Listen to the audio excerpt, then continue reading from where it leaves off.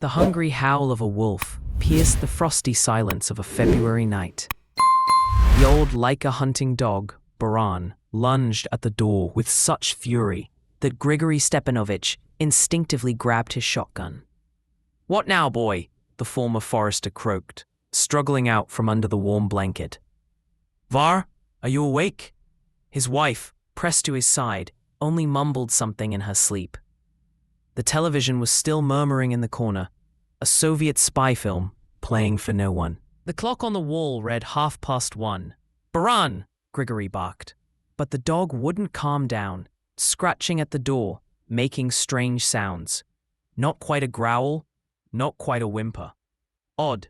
In 30 years serving the tiger, Grigory Stepanovich Vorontsov had seen a lot. But Baran had never acted like this. Wolves in February were dangerous, hungry, desperate. They came closer to human homes than usual. But there was something different. Heavy felt boots thudded onto the cold floor. The old man threw on a quilted jacket over his nightshirt and grabbed the trusty IZH-27 double barrel that had been his companion for 40 years. "Let's see," he muttered into the air, knowing Varvara wouldn't hear him anyway. Years of marriage had taught him not to bother her over trifles. The porch met him with clammy dampness. Baran paced by the door to the yard, restless. "Quiet, you," Grigory hissed. But the dog only whimpered, staring at him with eyes that seemed almost human. "Well, spit it out then." Grigory slid back the heavy bolt and cracked the door. The icy air slapped him in the face, forcing his eyes shut for a moment. At least -30. Baran slipped between his legs and bolted toward the old shed where firewood and hunting gear was stored. Moonlight bathed the snowy yard, turning the rustic homestead into something out of a fairy tale. The village of Toyozhny slept on. Only a few windows flickered with the lights of fellow insomniac elders. "What the hell?" Grigory began, then fell silent. The dog had stopped at the slightly ajar shed door. Slowly, Grigory raised the shotgun. Instincts honed by decades in the woods took over. He moved silently, just like in his youth, when he used to track poachers in the remote taiga. The snow creaked underfoot, but the forester knew where to step. Baran stood frozen by the door, unwilling to enter. Odd again. Normally the dog was first into any danger. "Back," Grigory whispered. To his surprise, the dog obeyed. Grigory approached the shed, gun at the ready. He nudged the door open with the barrel. It creaked wider. Inside, near total darkness, only a narrow beam of moonlight filtered through a small window under the roof. He took one more step and froze. From the back corner, where old hay was piled up, came the heavy, labored breathing of a large animal. He squinted, trying to make it out. A she-wolf, huge, gray, her fur matted and wild. She lay on her side, her flanks rising and falling with each ragged breath. But most surprising of all, she didn't attack, didn't snarl, didn't even try to stand. "Well, I'll be damned," Grigory exhaled, lowering the shotgun. He stepped closer and saw dried blood crusted on her front paw. The wound was fresh, no more than a day old.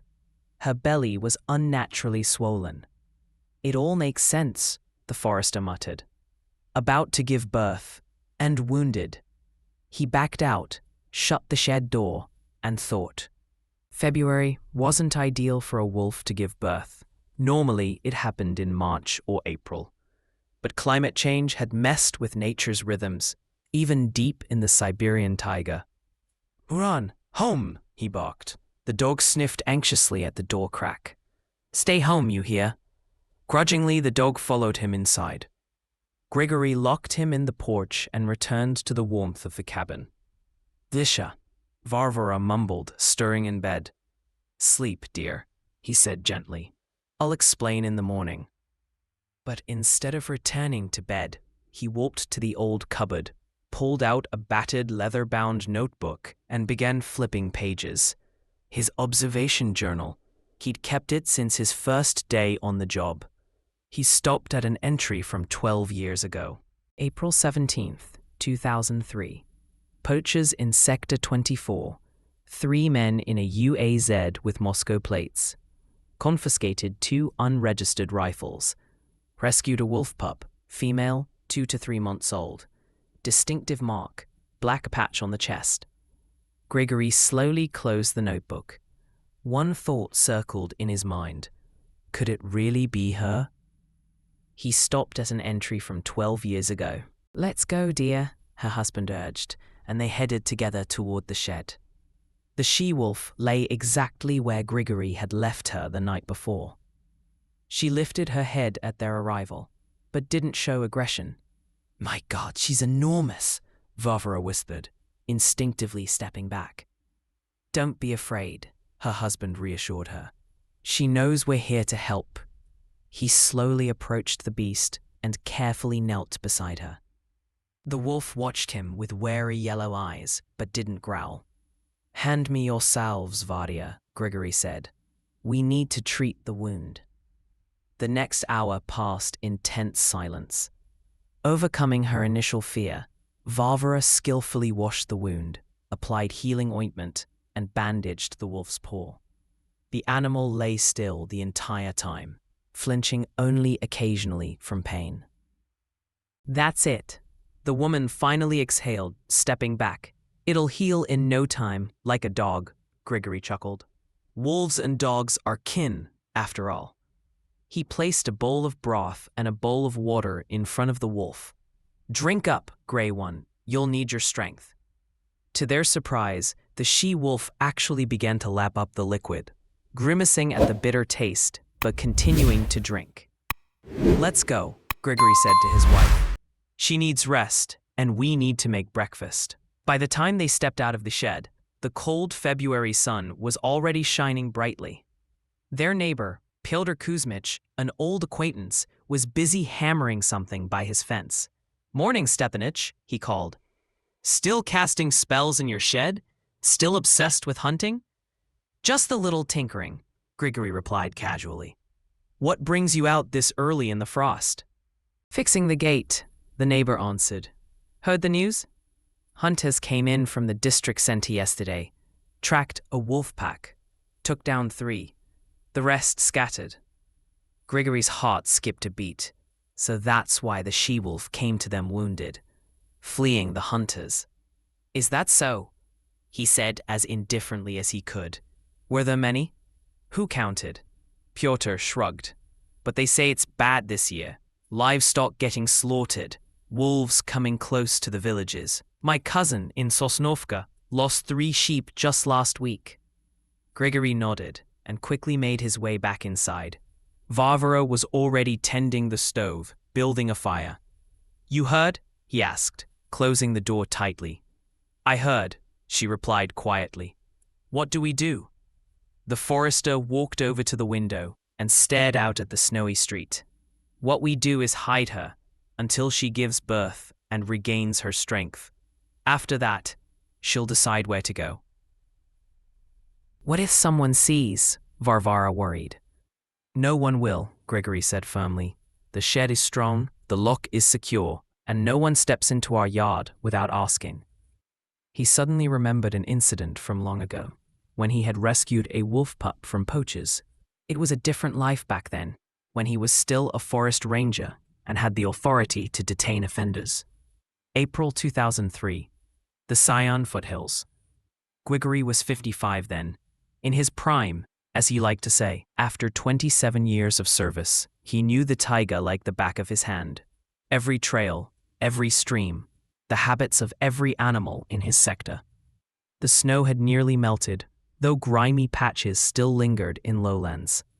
The earth breathed the scent of damp leaves, fresh grass, and meltwater. Grigory was patrolling his section on foot, as usual, with a rifle slung over his shoulder and his loyal dog, Buran, still young then, by his side. He heard the motor from afar. Any noise in these parts carried for kilometers. The forester paused to listen. A UAZ, judging by the familiar sputter. But the road was in the other direction. Someone was driving straight through the forest, crushing young trees and tearing up the fragile spring underbrush. "Let's go, Buran," he commanded, and they moved toward the sound. 3 men in camouflage stood around something lying on the ground. Nearby, a UAZ van with Moscow plates was parked. Judging by their laughter and swaying, all 3 were drunk. "Look how it whines, the bitch," one of them said loudly, kicking something with his boot. Let me," another laughed. "I'll show him who's king of the wild." Grigory crept closer and saw a small wolf pup tangled in a net. It whimpered pitifully, trying to escape, only entangling itself further. "Freeze," the ranger barked, stepping out from behind the trees. "Forest Service." The poachers flinched and turned. For a moment, their faces showed fear. But then, realizing there was only one man, they relaxed. "And who are you supposed to be?" the tallest one asked rudely. Clearly the leader. His face was red from drink, his small eyes swollen. "Vorontsov, Grigory Stepanovich, senior ranger," Grigory replied, showing his badge. "And who the hell are you, and what are you doing here?" "Tourists," the leader sneered.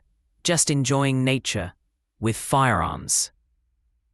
Grigory nodded toward the hunting rifle stock sticking out of the car and the nets in the nature reserve.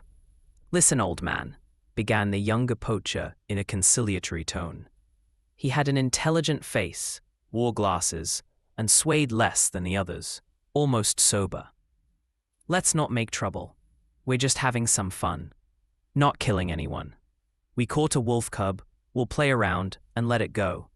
We have papers for the weapon." "You got a hunting license?" the ranger asked coldly. The poachers exchanged glances. It was clear they had none of that.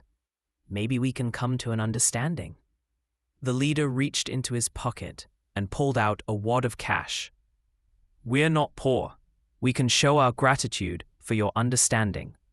Grigory silently took the rifle off his shoulder and chambered around. "You've got exactly 5 minutes to get out of here," he said quietly. "After that, I start filing a report for illegal hunting in a protected zone." "You serious, old man?" barked the third poacher, who had been silent until now. A big man with a military posture. "There's 3 of us, and only one of—" "There's 2 of us," corrected the ranger, and Baran, as if understanding the situation, bared his teeth and growled low. "And I've got a service weapon. You've got illegal arms, and you're poaching in a highly protected area. That's a criminal charge." The leader looked again at the ranger, at his rifle, and at Baran's bared fangs, and decided not to gamble. "All right, boys, let's get out of here," he said, heading to the car. "Nothing interesting here anyway." "What about the cub?" asked the young man with glasses. "We just leave it?" "Screw it," the leader waved him off. "We'll catch another." They reluctantly began to climb into the UAZ, but the military-looking one suddenly stopped. "Listen, Ranger," he said seriously. "Don't think we're some kind of monsters. Just wanted to blow off some steam, get an adrenaline rush. I've got 3 boys at home. Promised I'd bring them a wolf pelt as a souvenir. Not to sell or anything." "I get it," Grigory nodded. "But you of all people should know that wolves are red-listed here. Rare in our region. And you're tormenting a pup. What kind of example are you setting for your kids?" The man looked down. "I didn't know they were red-listed here," he muttered. "Thought it was like everywhere else. Well, take care, Ranger. No hard feelings." The vehicle skidded in the spring mud and disappeared behind the trees. Grigory waited until the sound of the engine faded, then approached the wolf pup. A small female, no older than 2 months, looked at the man with frightened yellow eyes. On her chest was an unusual black spot that stood out sharply against her gray fur. "Well, little one, they got you," muttered the ranger, gently removing the net from her. Lucky for you, I was passing by. The freed animal froze at first, not believing her luck. She didn't dash off right away, as Grigori expected. Instead, she did something surprising. She carefully approached him and cautiously sniffed his hand, as if memorizing the scent of her rescuer. Go on, little one, Grigori smiled, and steer clear of people. Not all of them are as kind as me. The cub seemed to understand. She leapt away and disappeared into the underbrush in a few bounds, the black spot on her chest flashing one last time. As he walked home, Grigori reflected on the strange encounter. There was something special about that cub. Not just the mark, but her gaze. Smart, understanding, almost human. Maybe she really will remember my scent, thought the ranger, unaware of just how prophetic that thought would turn out to be. 4 days after the wolf had appeared, what they had feared finally happened. There was a knock at the door. Stepanich, open up, came the voice of Pyotr Kuzmich. We need to talk. Grigori looked out the window. About 5 men stood at the gate, all locals. What do they want? Varvara asked anxiously. We'll find out, Grigori muttered and stepped out onto the porch. Hey fellas, what's going on? Well, Stepanich, began Pyotr. Wolves are getting close to the village. Yesterday one tore up Semyonich's dog right in his yard. We want to organize a hunt, added a young guy, Vityok, the gamekeeper's son. You used to be a forest ranger. You know their habits. Help us track them. Grigori felt a chill inside. You didn't need to be a genius to realize. The wolves were looking for their she-wolf. Can't help you now, fellas, he said, trying to sound indifferent. My back's acting up. Can barely walk.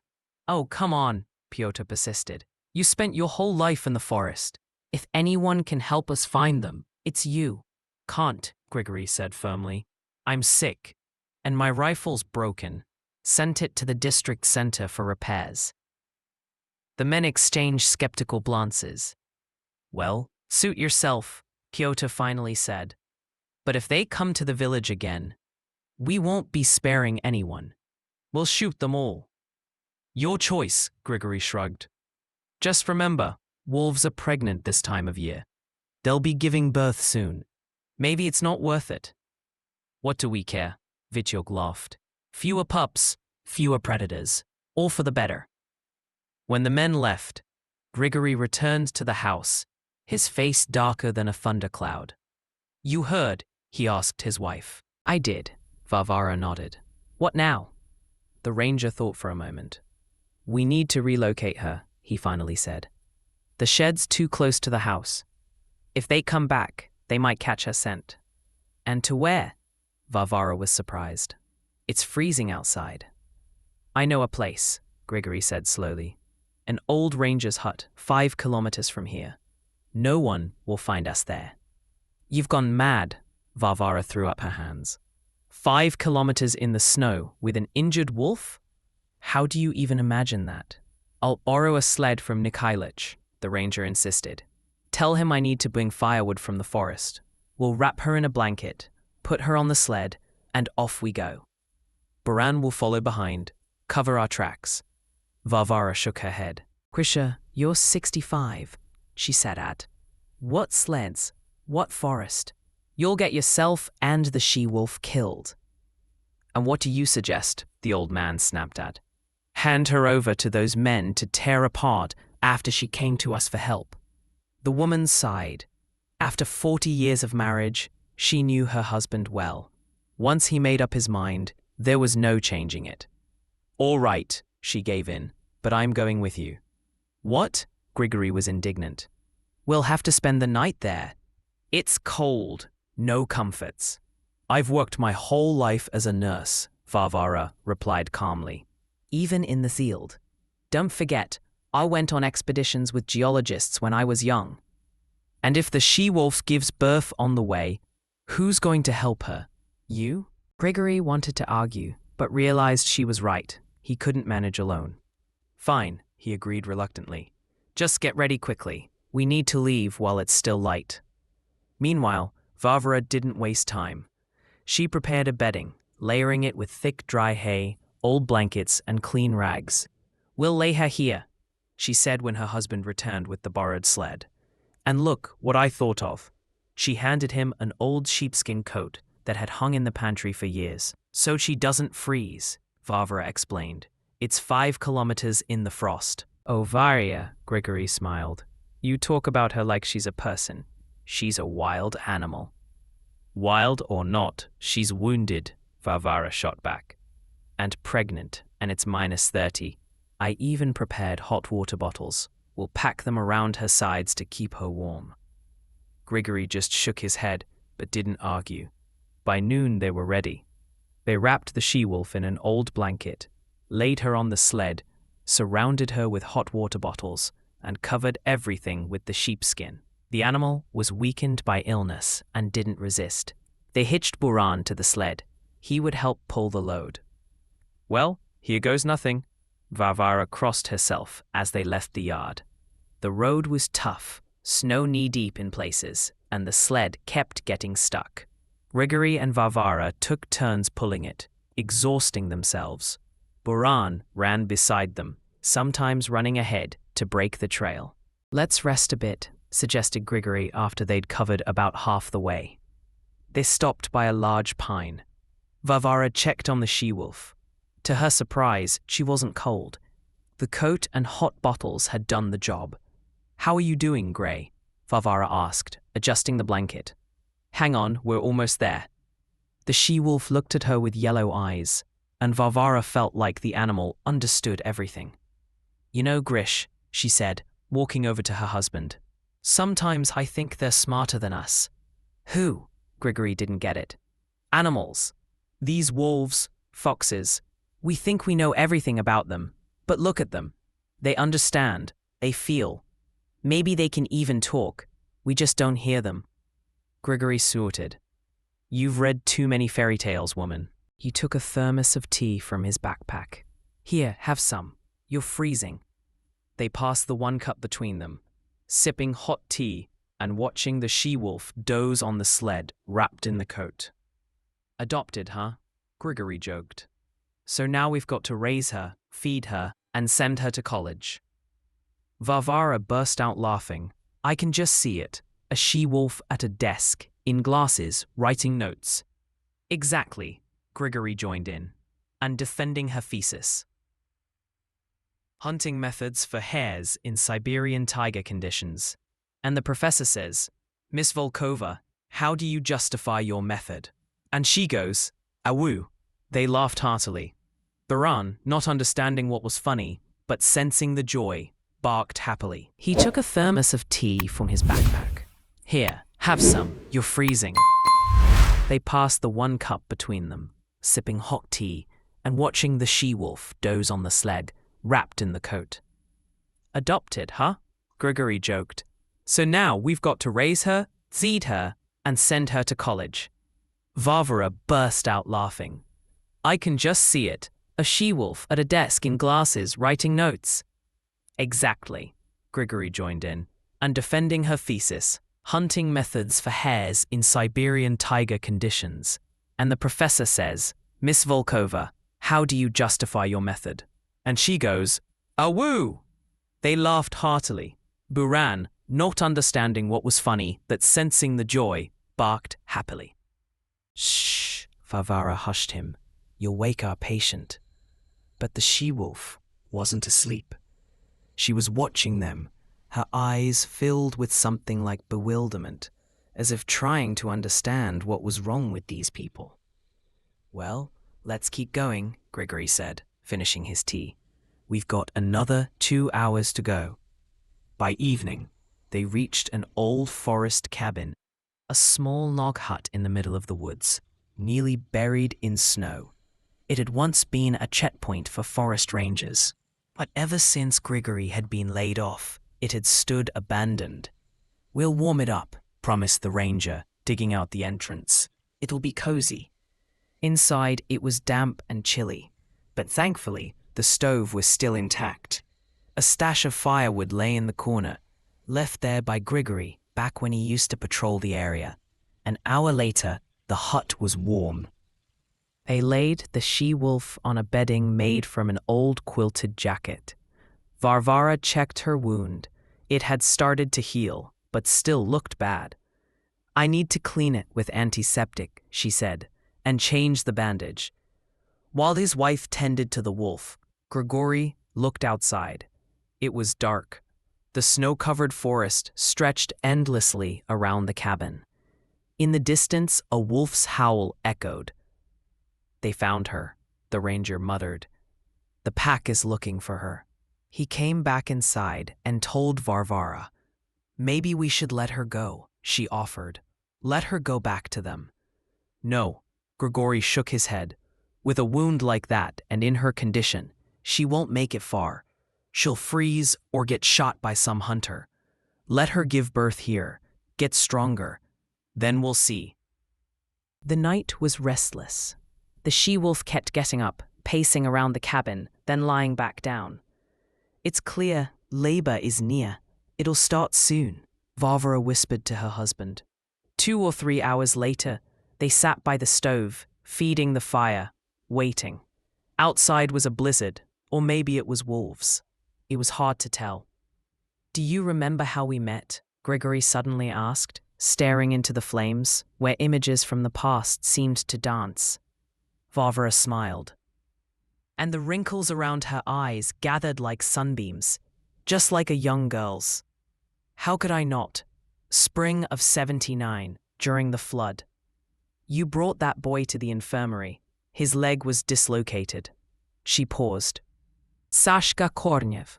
You carried him across the swollen river on your back, 2 whole kilometers. And you scolded me," Grigory chuckled. "Comrade Forrester, how irresponsible. You could have dropped the child, or hurt your back." "You were strict," Varvara nodded. "I wanted to impress the young specialist from the district center.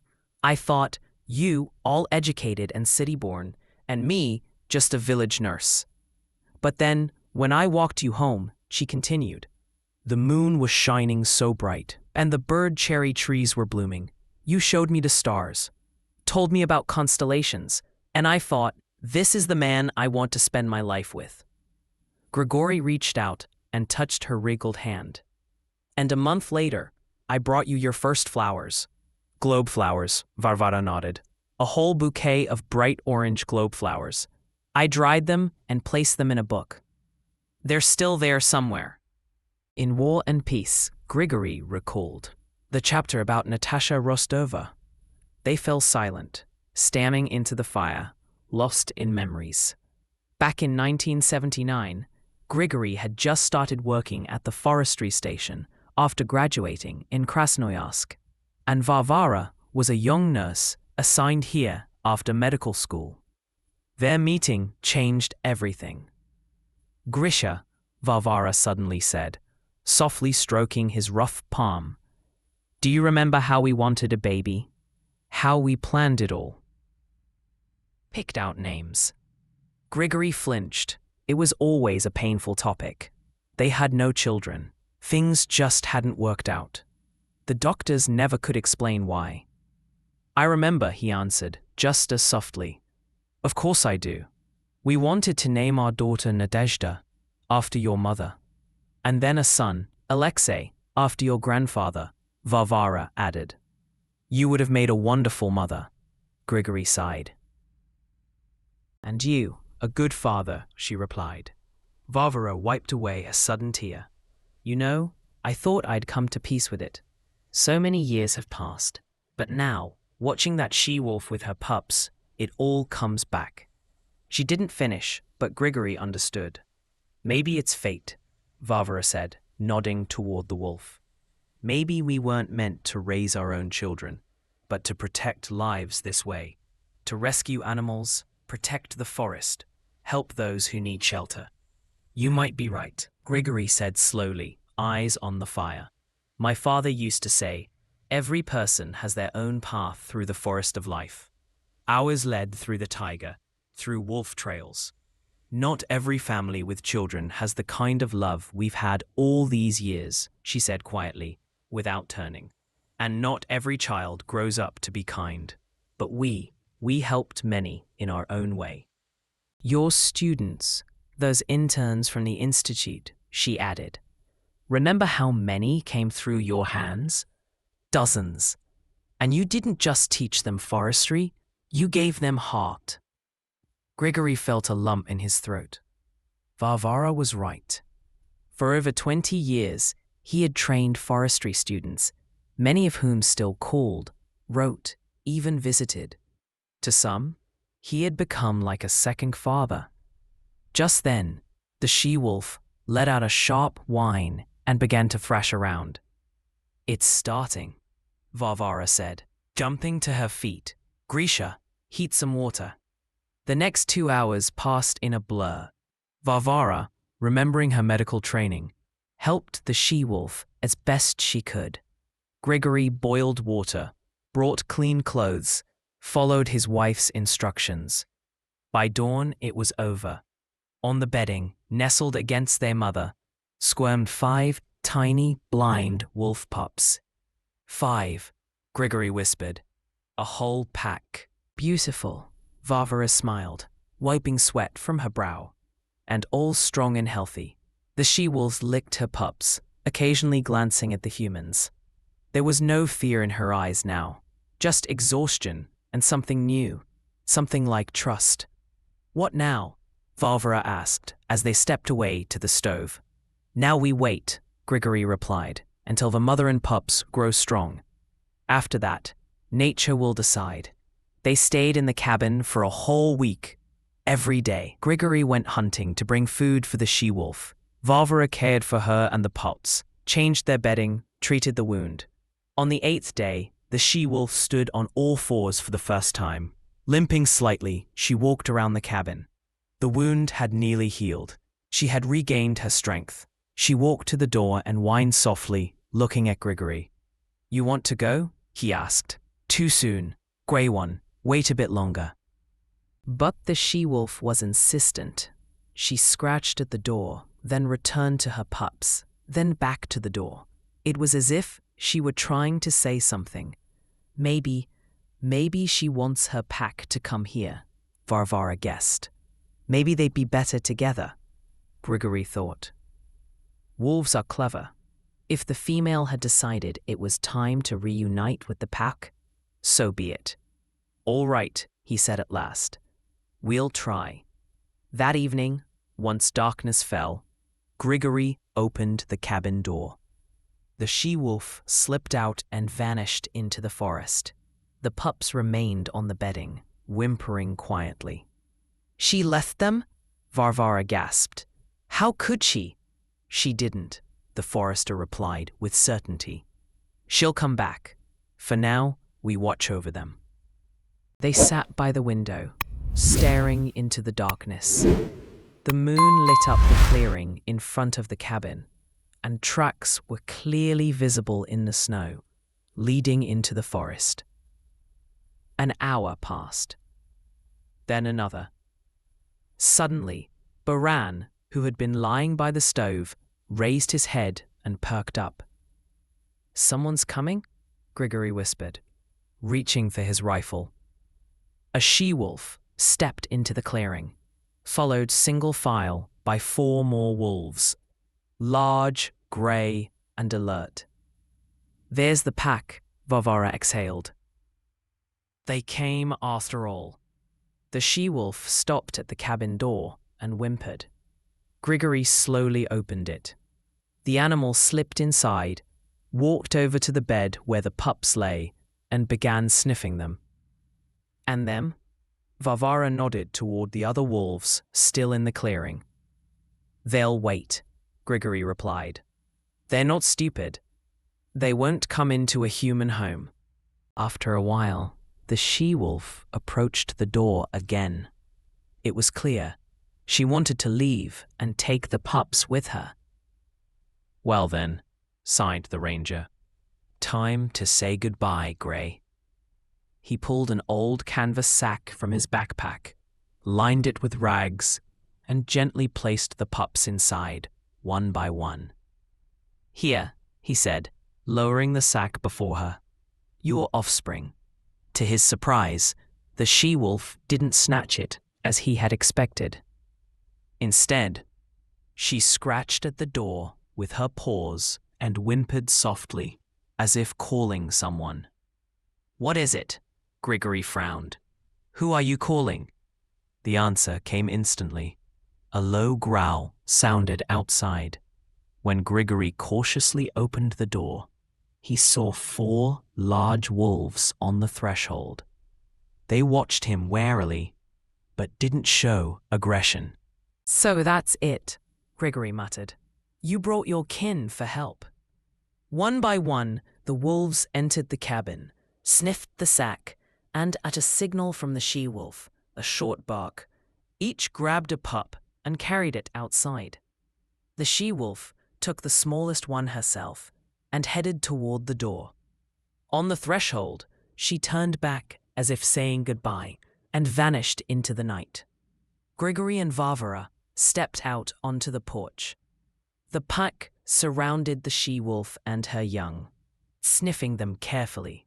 Then, one by one, they melted into the forest. "That's it then," Varvara said softly. "They're gone." "No," Grigory shook his head. "It's only the beginning. Now we've got our own pack in the forest, with our mark." And 3 months passed. Spring arrived. The snow had nearly melted, revealing last year's grass and timid green shoots.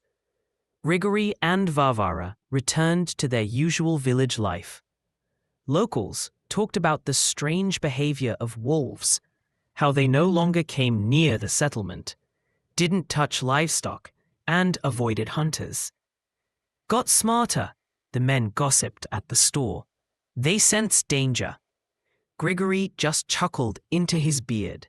He knew the real reason. One April morning, stepping onto the porch, he noticed something strange. Looking closer, he gasped. On the steps lay a fresh kill, a young hare, still warm. "Varya," he called. "Come see."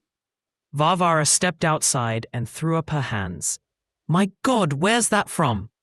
"From her," Grigory answered simply. "Gray. She's thanking us." From then on, such gifts became regular. Sometimes a hare, sometimes a grouse, and once even a chunk of moose meat. Always at dawn, always on their doorstep. What will people say? Varvara worried. "They'll notice." "So what?" Grigory shrugged. "We'll say I hunted it. Who'll check?" One early morning, Grigory saw the she-wolf at the gate, a hare in her jaws. Beside her, hiding under her legs, were 5 grown pups. Seeing the man, she placed the prey on the ground and stepped back a few paces, watching him intently. "Thank you, Gray," Grigory said quietly. "You didn't have to." The she-wolf tilted her head, as if understanding. Their eyes met, and in her yellow eyes, Grigory saw something that took his breath away: understanding, gratitude, and a strange, almost mystical connection.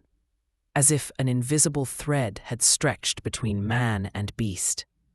Then she turned and disappeared into the underbrush in one smooth motion. The wolf pups followed, grey shadows among green, ghostly and silent. Only the smallest one lagged behind, glanced back at the man one last time, and then vanished into the thicket. Grigory stood there for a long time, watching them go, his thoughts swirling. In nature, nothing is accidental. Every encounter, every event is part of a grand pattern we can't always see. The forest breathed and lived its life. Wind whispered through pine branches. A woodpecker drummed in the distance. A hawk soared high in the sky. In this eternal cycle of life, man was both ruler and guest. The forest remembers everything, Grigory's father used to say, an old hunter, good and bad, and it always pays you back tenfold. When Grigory told Varvara about what had happened, she believed him instantly. She brought the young to show us, she marveled. Like to relatives. Something like that, Grigory nodded. Wolves have their own laws, but gratitude and loyalty, they're in their blood. And something else, Varvara tilted her head. What? Memory, Grigory replied simply. They forget nothing, neither kindness nor cruelty. Typhoon, the young dog, unlike his predecessor Baran, viewed the wolves with suspicion. When the she-wolf with the black spot came to their home after the old dog's death, Typhoon barked so loudly he woke the whole neighborhood.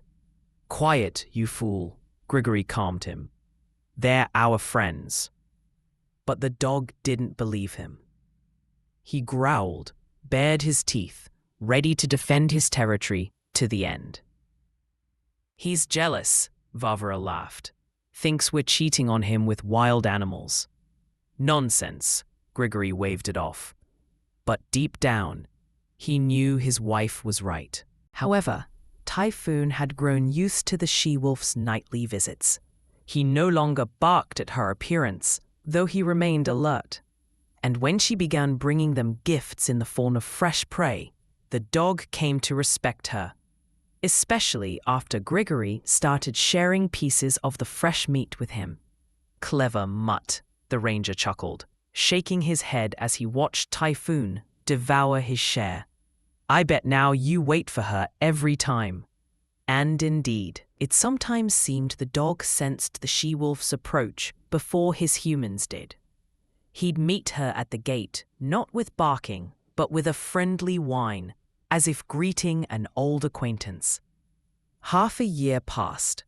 Autumn arrived, along with a new hunting season. Hunters came to the tiger village from neighboring towns and even from the regional center. They all talked about the same thing, the wolf pack that had suddenly become untraceable. It's like they vanished into thin air, complained the gamekeeper from Sosnovka. Used to be you could track them anywhere. Now, not a trace, not a howl. They've gotten smart, the men repeated. They sense danger. But Grigory knew the truth. More than once, while out in the woods for berries or mushrooms, he had noticed grey shadows trailing him at a distance. The pack was guarding its human, just as he had once guarded them. Strangely, the locals' attitude toward the wolves began to shift. Where once everyone saw them as a threat, now many noticed that since the appearance of the smart pack, as they called it, stray dogs had become fewer. Rats on the dump had decreased, and even foxes, who used to steal chickens, had vanished. Must have driven them off, mused the old men on the benches. Put their forest in order. Grigory would listen to such talk and smile into his beard. No one but he and Varvara knew the wolves had a special relationship with humans. Or rather, with one human family. One day, Grigory stumbled upon poachers. 3 men, in camouflage, were butchering a freshly killed elk cow, its swollen udder marking her as a nursing mother. "Kay," the ranger shouted, stepping from the trees. "What's going on here?" The poachers turned. They were the same 3 who had tormented the wolf pup 10 years ago. Older now, heavier, but Grigory recognized them instantly. "Well, well," sneered the leader. "The ranger's still alive, you old coot?" "Alive and well," Grigory replied calmly. "And you're poaching in a protected zone again." "Oh, come on," the second man waved dismissively. "It's just one elk. There's tons of them here. Nobody's gonna notice." "I noticed," said Grigory. "And I have this." He pulled a phone from his pocket. "I've got you on video. I'll send it to the police. Let them sort it out." The leader made a move toward him, but suddenly froze. From the forest, wolves emerged silently, circling the clearing. Large, grey-bared teeth glinting. "Holy hell," whispered the youngest poacher. There were 7 wolves, 5 nearly grown and 2 fully mature. At their head walked the she-wolf with the black patch on her chest. "Don't move," Grigory commanded, "and no one gets hurt." "What the hell?" the leader croaked. "They obey you?" Grigory didn't answer. He simply met the she-wolf's eyes, and she returned his gaze with the same calm intensity. "All right, men," Grigory said after a pause. "Drop your weapons. Walk away, slowly, and don't come back." The poachers exchanged glances. They had no choice. The wolves had formed a tight ring around the clearing, cutting off every escape route. All right," muttered the leader, lowering his rifle. "We're leaving. Just tell your friends not to touch us." Grigory nodded to the she-wolf. She stepped aside, opening a path. The poachers dropped their kill and their weapons, retreating in haste. Once they disappeared from sight, Grigory approached the slain elk and shook his head. Didn't make it in time. The she-wolf stepped up to him, nudging his hand with her snout. Her pups, born in the forest cabin, watched from a distance, wary but curious. "Thank you, Gray," Grigory said, stroking her head. "I couldn't have done it without you." He looked over the poacher's kill and made a decision. "Take it," he said, stepping back from the carcass. "It'll just go to waste otherwise, and you need to eat."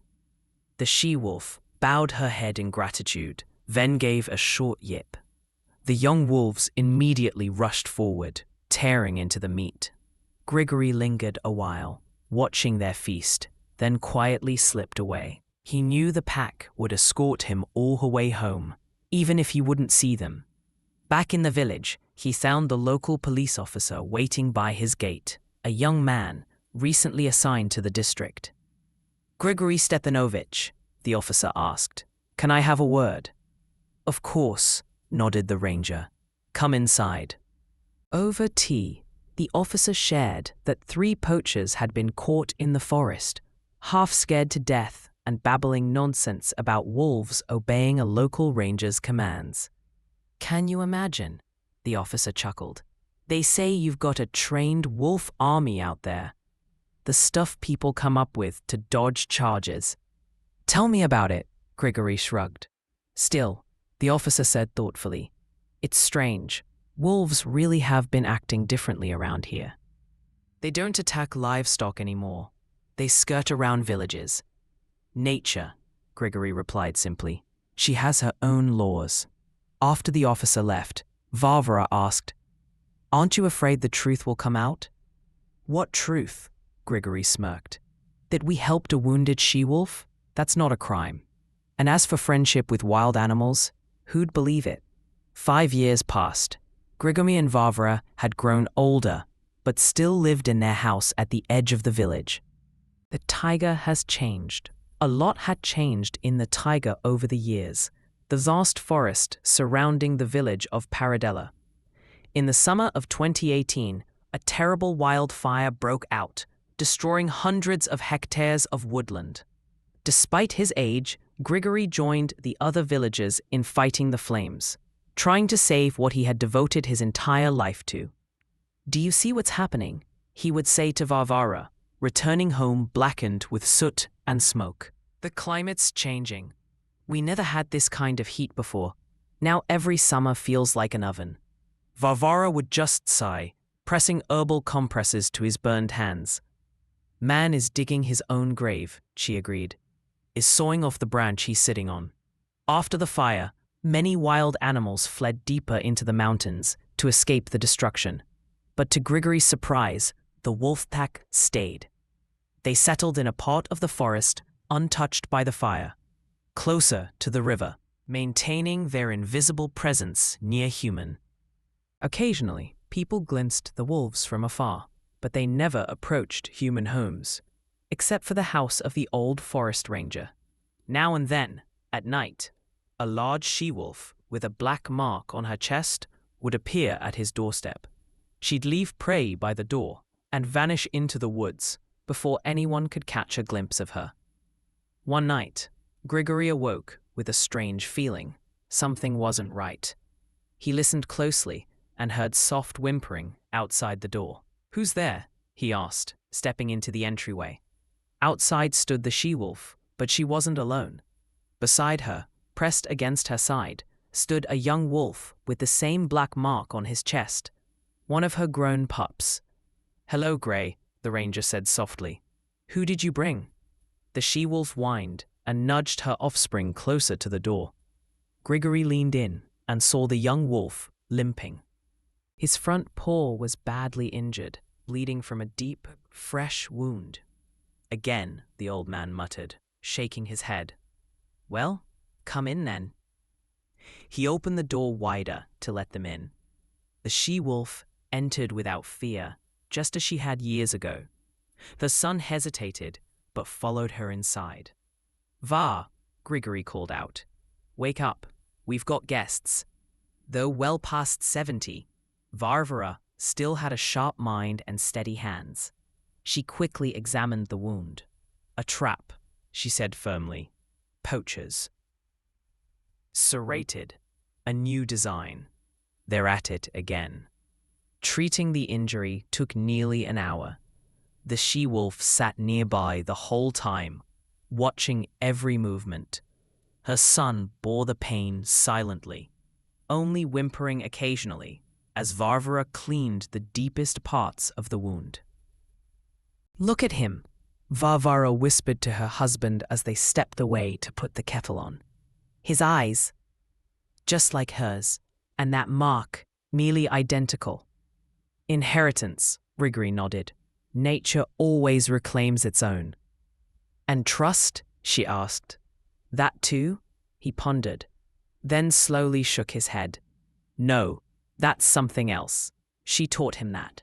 Showed him not all humans are enemies. The young wolf lifted his head and looked at them, as if understanding the conversation. There was no fear in his eyes, only cautious curiosity. "All done," Varvara said at last, wrapping the wound. "No hunting or running for a week. Absolute rest." The she-wolf seemed to understand and gently licked Varvara's hand in gratitude. She smiled shyly. "Come on, Grey. No need to get sentimental. We're human, after all." At dawn, the wolves left as quietly as they had come. Grigory walked them to the gate and stood watching until they disappeared into the forest. "What are you thinking about?" Varvara asked, embracing him from behind. "Life," he replied. "How everything is woven together in this world. A man saves a wolf cub. The mother comes for help. Now her children come too. And so it will be," Varvara added, "as long as the forest lives, and as long as we do." They stood a little longer, watching the sun rise. Then they returned inside. On the snow, side by side, were the prints of man and wolf, a symbol of the ancient bond between nature and humanity. One of the poachers chuckled, raising his rifle. "You're about to join your son. Stand where you are," Grigory shouted loudly, stepping into the clearing. The poachers turned around. They were strangers to him, young guys, clearly not locals. "And who the hell are you, old man?" one of them asked brazenly. "Get lost while you still can." "I'm Vorontsov, Grigory Stepanovich." Grigory introduced himself, lifting his own rifle. "Senior forester of this area. And who are you? And what are you doing here?" "What forester?" one of them asked, puzzled. "We were told this place isn't patrolled, free zone." "Who told you that?" Grigory demanded. "What does it matter?" The first one waved him off. "We're here for pelts, good money in it." "For wolves?" Grigory asked. "You're trafficking endangered species. That's a criminal offense." "Listen, old man," a third poacher interrupted. He was the biggest of the three. "There's 3 of us and only 1 of you. Shut your mouth and get lost before we shoot you. We'll say it was self-defense. Who's gonna check?" Grigory felt a chill inside. They were right. He was alone. An old man facing 3 young armed thugs. But there was nowhere to retreat. "I'm not going anywhere," he said firmly. "Put your weapons down and step away from the wolves." The poachers glanced at each other and laughed. "You crazy or what, old man?" the first one asked. risking your life over some mangy beasts? They're not beasts, Gregory replied quietly. They're my friends. At that moment, something unexpected happened. Typhoon, who had been silently standing beside Gregory, let out a strange sound. Not a bark, not a howl, but something in between. And almost immediately, shadows emerged from the forest. Wolves. 5 or 6 large ones silently stepped out from behind the trees and formed a half circle behind Gregory. Their eyes glowed in the darkness like green lanterns. Holy shit, one of the poachers exhaled. What kind of circus is this? I told you, Gregory said calmly. They're my friends, and right now, they're very angry with you. The wolves tightened their circle, moving toward the poachers, who began shifting nervously. Shoot, Collian, one of them shouted. What are you waiting for? You shoot, he snapped back. There's a whole damn pack. While they argued, the she-wolf crawled over to her wounded son and gently licked his face. He stirred weakly. Here's the deal, Gregory said. You've got 2 options. 1, drop your weapons and leave. 2, we see who's faster, your rifles or the wolf pack. This time the poachers didn't laugh. They exchanged glances again, fear clearly visible in their eyes. All right, old man, the leader finally said. We're leaving. Just tell your pets not to touch us. They're not pets, Gregory shook his head. They're wild animals. They'll decide for themselves. He looked at the she-wolf and she seemed to understand. She stepped aside, making way to the forest trail. The poachers dropped their weapons and hurried away. Once their footsteps faded into the forest, Gregory walked over to the wounded wolf. How are you, boy? He asked softly, touching its neck. The wolf wagged his tail weakly. The wound was serious. The bullet had gone through the shoulder but hadn't hit anything vital. We need to get him home, Gregory said to the she-wolf. Varia will help. To his surprise, the she-wolf seemed to understand. She stepped aside, letting Gregory lift her son. The young wolf was heavy, but Gregory, despite his age, still had strength. He carefully hoisted the animal onto his shoulders and slowly began walking home. The she-wolf walked beside him, occasionally glancing up at the man. The rest of the pack followed at a distance, like an honor guard. When they reached the house, Varvara was already on the porch, wrapped in a shawl. Grisha, she exclaimed. What happened? Poachers, he replied curtly. They shot our boy. Get the table and tools ready. The next 2 hours were tense. Varvara, recalling her medical training, managed to extract the bullet and treat the wound. Gregory assisted, handing her tools and holding the wolf, who despite the pain, didn't resist. The she-wolf sat in the corner the whole time, eyes fixed on her son and the people helping him. That's it. Varvara finally sighed, finishing the bandage. Now he just needs rest. And time. Lots of time. He'll stay here, Gregory said, until he recovers. Varvara nodded without argument. She was long used to their home, becoming a refuge for wild animals. And you, Grey, Gregory turned to the she-wolf, can come visit him whenever you want. The door will be open. As if in thanks, the she-wolf walked up to Gregory and pressed against his legs. Then she looked at her son, lying on the bedding, whimpered softly, and headed toward the door. She's leaving, Varvara said in surprise. Just for a while, Gregory replied. She's got other pups to care for, but she'll be back. And he was right. The she-wolf came every day, bringing food for her son and sitting by his side for hours. Gradually, the young wolf began to heal. The wound closed, his strength returned. 2 weeks later, he could already stand on all fours and take a few steps around the room. A week after that, he walked to the door and whimpered softly, looking at Gregory. Want your freedom? The forester asked. Well then, maybe it's time. He opened the door, and the wolf slowly stepped onto the porch. In the yard, his mother was already waiting for him. Seeing her son, she joyfully ran up to him, sniffed, and licked Grigory's muzzle. Grigory and Varvara stood on the porch, watching the reunion. "Do you think they'll come back?" Varvara asked. "Definitely," Grigory replied confidently. "Now, this is our family." The wolves glanced once more at the people on the porch, and slowly moved toward the forest and soon disappeared among the trees. That evening, sitting by the stove, Grigory took out his old notebook and made a new entry. January 12th, 2018. The she-wolf with the black spot and her son were saved from poachers. Life continues. Closing the notebook, he smiled. The firelight flickered in his eyes, and in his soul lived the certainty that even when he and Varvara were gone, the wolf pack would remember them. 3 years later, on a clear summer day, at the edge of the forest near Grigory and Varvara's home, unusual guests gathered.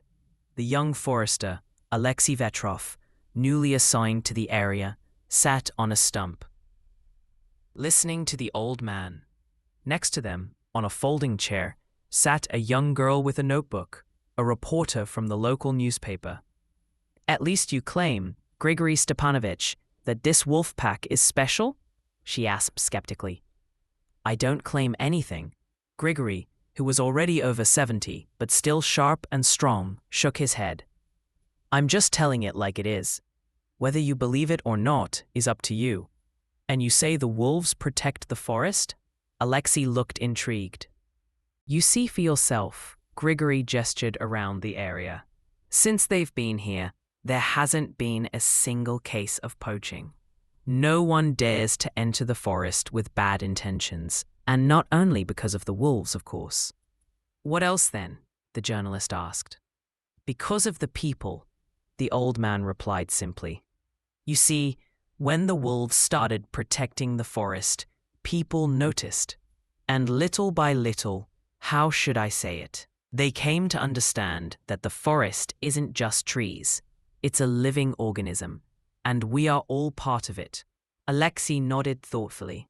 "I've heard stories from locals. They say you almost talk to those wolves." Grigory laughed. "Exaggerated, of course, but yes, we understand each other."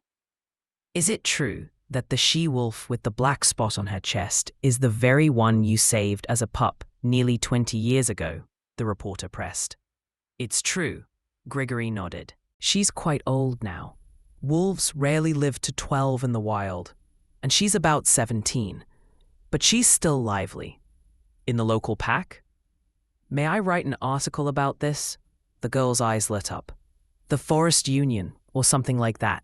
How one family changed a whole village's attitude toward nature." "Right," Grigory shrugged, "but no embellishments. And you don't have to mention my name." "Why not?" Alexei asked. Grigory thought for a moment.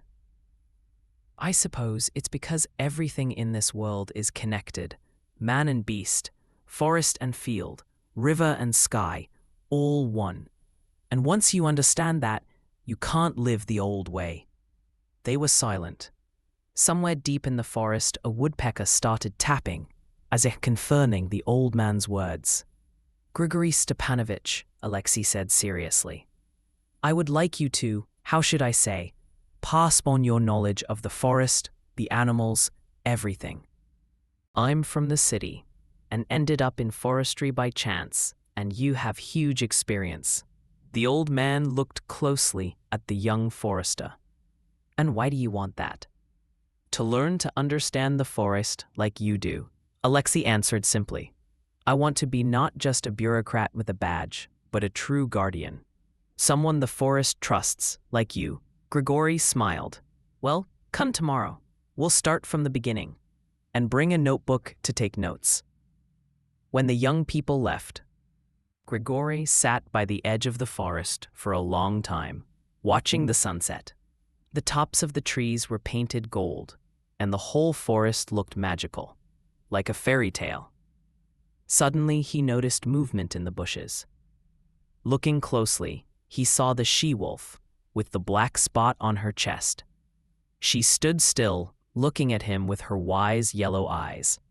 "Did you hear everything?" "Yes," Grigori asked softly. "Don't worry. This young man is good. We'll teach him wisdom, and he will be your friend when I'm gone." The she-wolf blinked, as if understanding, then turned silently and vanished into the forest. Grigori stood up, leaning on his cane, and slowly headed home.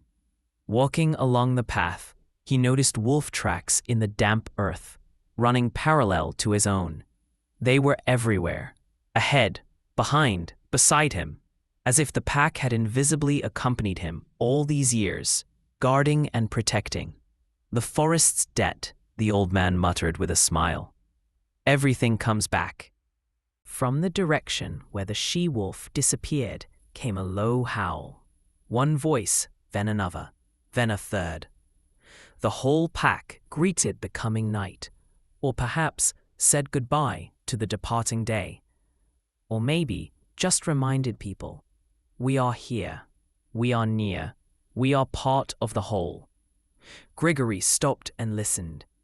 In that wolf chorus, he heard an ancient song of the forest, a song he loved with all his heart, and that now new generations would have to hear, because debts must be repaid, even if it's a forest debt. Thanks for reading. If you want more stories like this, like and subscribe to the channel, and share your thoughts in the comments. It helps us create even more exciting tales.